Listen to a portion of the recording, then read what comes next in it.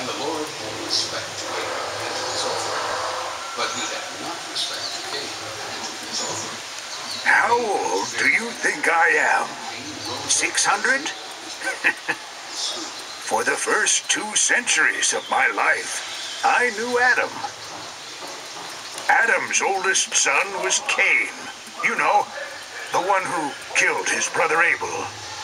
Through the line of Cain came industry, metalworking, music, art.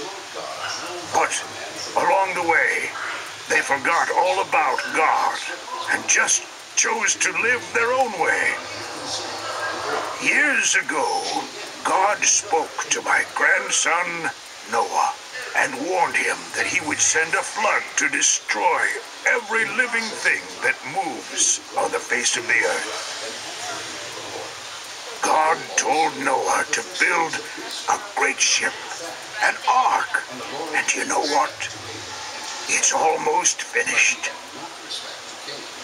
I have survived 969 years, but my time is nearly over. With each passing day, judgment draws nearer. Something terrible is coming. No one believes what Noah says, but I can tell you, whatever God says is true. The Lord God